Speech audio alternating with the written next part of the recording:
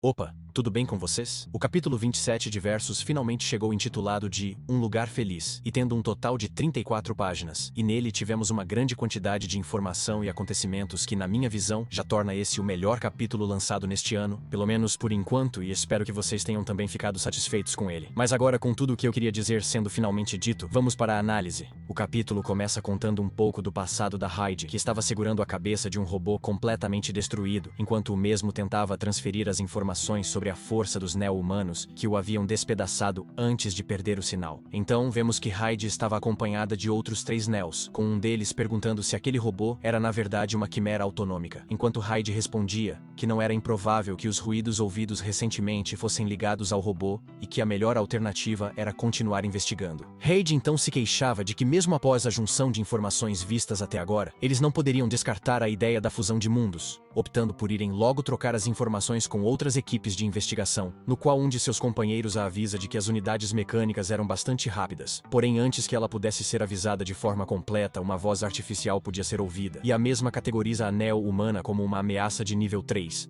preparando-se para eliminá-la. Então, virando-se para o robô evoluído, Hyde pode perceber que os 3 Neos que estavam com ela foram instantaneamente mortos pela IA, que estava deixando à mostra lâminas na região de onde seriam seus pulsos, com Hyde perguntando de maneira arrogante se aquela máquina estava ousando brincar com ela. E assim, ambos partiam imediatamente para o ataque, com a neo-humana saindo vitoriosa do combate quase que à beira da morte, sendo encontrada posteriormente por 3 humanos de seu mundo, que a confundiram com uma deles, levando-a junto com alguns magos até a primeira base da humanidade. Dentro da base, ela conseguiu escrever uma carta usando um papel bastante remendado, informando que os paleo-humanos sobreviventes se reuniram junto com outros humanos, unindo suas tecnologias e forças dos quais nunca haviam ouvido falar antes, em um único esconderijo, com a mesma deixando anotados os nomes de cada um desses mundos, e avisando que deveriam ter muito cuidado com os outros inimigos naturais, até mesmo deixando o nome do inimigo que quase a matou, finalizando dizendo que tanto os paleo-humanos quanto os inimigos poderiam ser úteis para os neo-humanos, e que ela traria um presente para a 9ª cidade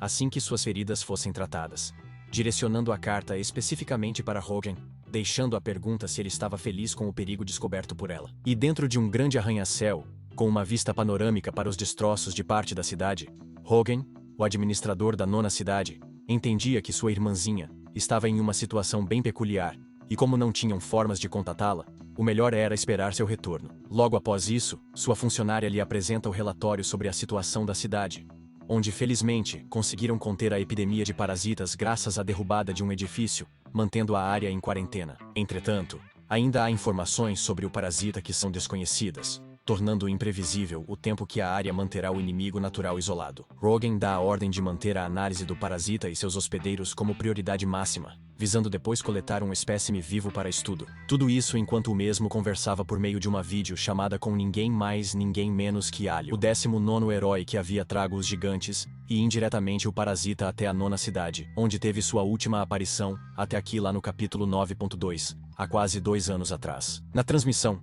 vemos que Alio estava contido de forma absoluta, como um prisioneiro insanamente perigoso, mas ao mesmo tempo, acompanhado de uma enfermeira, e o que parece um médico que muito provavelmente está fazendo experimentos com seu corpo, um tratamento definitivamente diferente do que os outros paleo-humanos estão acostumados. Enquanto segurava a carta remendada em seus dedos, Hogan, de certa forma, agradecia ao herói por ter trago informações sobre a condição de sua irmã, fazendo Alio ligar imediatamente os pontos, e apenas desejar que os outros ficassem bem. E então no último quadro mostrando a 9ª cidade, o administrador questionava como eles poderiam usar essas coisas, finalizando com ele olhando para baixo enquanto dizia para Hyde não trazer nenhum presente desnecessário. E assim vemos que no meio da área em quarentena, há um verdadeiro exército de neo-humanos parasitados e totalmente deformados vagando pela área restrita, com um desses infectados sendo um dos sobreviventes que viu a União Fada e o ataque de 50 gigantes direcionados pela própria humanidade. Muito da hora esse detalhe. Agora, o foco muda para o pequeno vilarejo subterrâneo da Floresta Verdejante, vista lá no capítulo 18, com Shirokaki ainda mais consumido pela maldição usada como remédio por Basts, pedindo para sua vovozinha, já completamente parasitada, tomar pelo menos uns golinhos do remédio. Tudo isso enquanto Shirokaki falava sozinho sobre como os parasitas mexiam com as pessoas, e o mesmo se perguntava se era por conta da injeção estranha que ele ainda não tinha virado um monstro, mesmo tendo sido infectado bem antes de sua avó, e de qualquer forma, aceitando que era apenas questão de tempo até ele se transformar em um. Virando-se por conta do barulho, a vovó infectada agradecia ao neto por seus cuidados. Tudo isso enquanto o próprio neto começava a ser influenciado pelo parasita, querendo ser infectado logo para poder se unir a ela. Mas felizmente, Shirokaki rapidamente retomava sua consciência, fugindo de sua avó e indo para a superfície apenas para ver algo ainda pior. Não só os animais, mas as plantas da floresta verdejante haviam sido totalmente tomadas pelo parasita, reunindo vários animais no território onde o Lorde da Floresta dominava, que indiretamente salvou a vida do homem de ser atacado por uma espécie de macaco infectado, revelando sua forma de um alce gigantesco carregando o título de Rei de Ferro. Tudo isso enquanto ele inutilmente fugia de uma criatura ainda maior, feita de plantas, e o que parece ser cabeças de ursos e lobos, evidenciando para o pequeno homem que a captura do Lorde e a infestação parasítica representavam o fim da floresta, com seu último desejo antes de se tornar um monstro por completo, sendo que seu irmãozinho, Nukizumi, sobrevivesse e se tornasse algo que não sabemos, com sua visão final sendo a floresta dominada, e sua avó o abraçando por trás para que pudessem enfim se unir. É então que finalmente voltamos para o núcleo dos Senlei, com Gori respirando fundo e não acreditando que nada daquilo era real, ao mesmo tempo que questionava o que era aquele ser na sua frente, onde o mesmo era rapidamente tirado de seus pensamentos por Hinri, que o mandava sair da frente do tal Deus, enquanto ofegava e suava muito, dizendo para seu subordinado não se aproximar, e que o melhor a ser feito seria focar no Deus, pois caso pudessem entendê-lo, haveria uma possibilidade de usá-lo em seus planos, deixando o capitão da equipe de ataque da Kyokai impressionado com o planejamento de seu líder mesmo nestas condições, fazendo-o lembrar momentaneamente de seu passado com ele, onde jamais tinha errado, ao seguir as decisões de Hinri, que era ao mesmo tempo a luz guia e a única forma de sobrevivência que Gori tinha. Sem se importar em ser infectado, o homem ajudava seu superior a se levantar, fazendo com que os dois Senlei pudessem ver melhor a chegada do Deus irado, o qual perguntava mais uma vez quem havia clamado por sua salvação e por que estavam hesitando. Em seus pensamentos, Zaib pensava calmamente em como poderia negociar com o dito Deus, imediatamente o bajulando a respeito de seu poder, no qual o Deus irado alimentava ainda mais seu próprio ego com o elogio recebido. Logo em seguida, casualmente cuspindo uma versão em miniatura do Super Worm, não o reconhecendo nem como um mero brinquedo que nem seria capaz de chegar aos pés de seu poder divino. Estava óbvio que a situação atual era mais do que crítica, e aconselhado por Naurai, Zaib mediu bem suas palavras, e mesmo com todo o cuidado possível em sua resposta, a expressão tomada por Yaotsu tornou-se completamente medonha, com boa parte de sua pele ficando completamente obscura e brotando diversos olhos ao redor de seu corpo, fazendo Naurai desesperadamente pedir que Zaib rezasse pelo perdão do Deus irado, quase provocando um conflito direto com a divindade no processo, onde após explicar que para habitantes de mundos diferentes,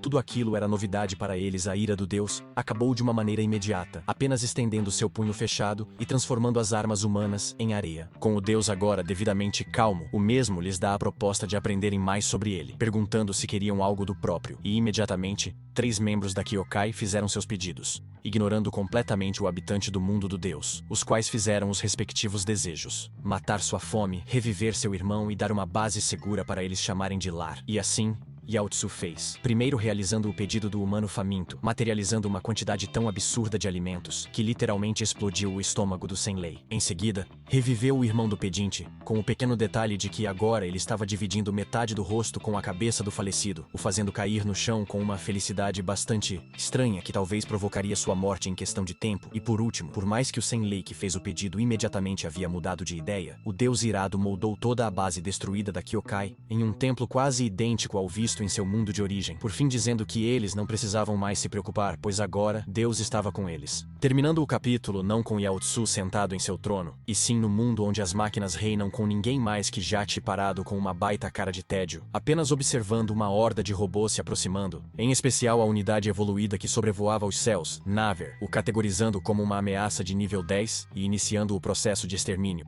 Caramba, esse capítulo foi muito insano. Os poderes de Yaotsu moldando a realidade de uma forma tão fútil me faz questionar como grandes figuras de outros mundos como Gimbaki e Byakuo poderiam o enfrentar numa luta hipotética. O fato de termos um desfecho para a Floresta Verdejante também é algo bastante interessante, e a volta de Alho foi agradável para mim. Porém, por mais que eu tenha considerado esse o melhor capítulo lançado nesse ano, há coisas que achei um pouco decepcionantes, e ao mesmo tempo pareciam muito apressadas, como o caso do próprio Rei de Ferro, que sinceramente foi uma das maiores decepções que tive a respeito de um inimigo natural, e o aparente controle total de duas florestas tão cedo no mangá faz até parecer que isso foi uma decisão apressada do autor. Mas se não me engano, Wano deu uma entrevista há um tempo atrás, em que ele dizia que os níveis de poder entre os inimigos não seriam equilibrados em alguns conflitos ou algo do tipo. Então, querendo ou não, é algo que os leitores terão que se acostumar mais cedo ou mais tarde. Enfim, há alguns dias vi que no Reddit, os fãs estavam discutindo sobre um possível foreshadowing de que Rinri será abençoado por Yaotsu, ou que a única forma dos humanos saírem dessa situação seria com um inimigo não revelado. Apontaram mais especificamente o mundo do inferno recreativo, o que me faz lembrar duas coisas. A primeira é esperar o imprevisível no próximo capítulo,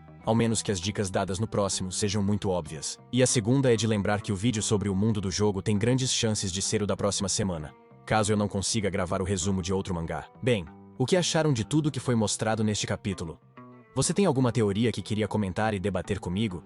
Sinta-se à vontade para deixar seu comentário neste vídeo, eu o responderei na medida do possível. Muito obrigado por assistir e até o próximo vídeo.